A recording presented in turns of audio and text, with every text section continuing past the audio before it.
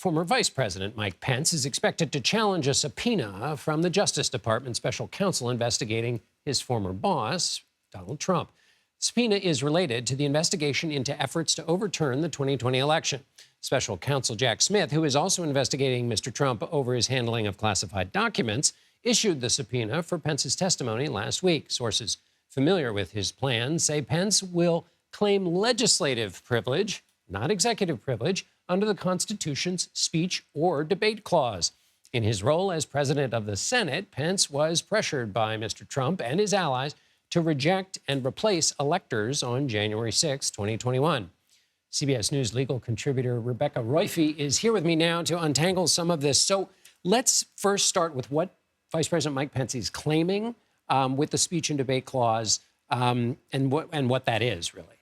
So the Constitution provides certain protection for each branch from basically insulating them from political pressure from the other branches. And so the legislative branch has this protection in Article 1, Section 6 of the Constitution that says essentially that they can't be compelled to talk about certain conversations or issues related to their legislative duties.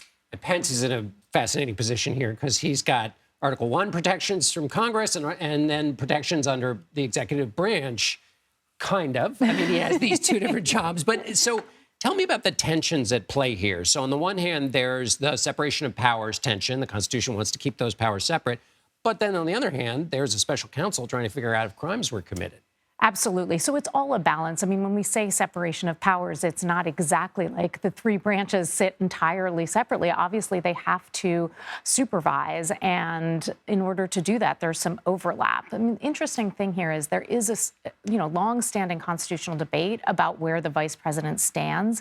Is he entirely within the executive branch or the legislative branch? But the clause of the Constitution does specifically refer to senators and representatives, and we know that Mike Pence is neither of those. Okay.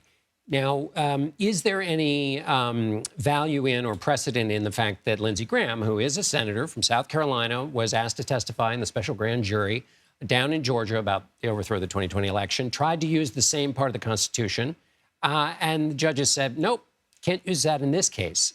Yeah, it is really interesting, and it relates to this question about whether the testimony that is being sought is related to legislative duties. And the court in the Lindsey Graham case said, and this was, litigated, and they said no. The conversations, the testimony that the court is seeking here is more political in nature than it is related to legislative duties. So there's that question lingering in this case, too. Are these conversations about January 6th and the certifying of the electoral votes, is that legislative duties? I mean, again, when the vice president is presiding over the Senate, is he engaged in legislative duties or not?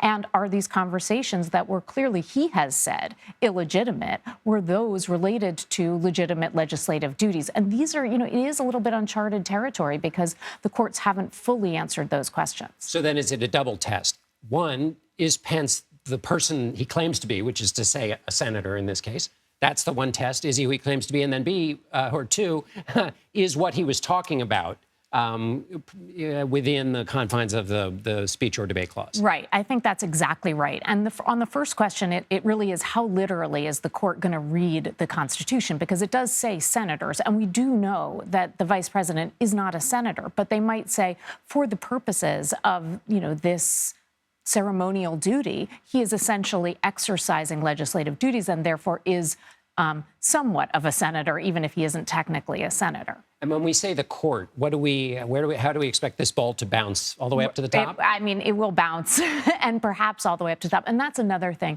No matter what, this involves a lot of delay because there are so many questions that are unanswered. That means that the courts, are going to take some time to think this through.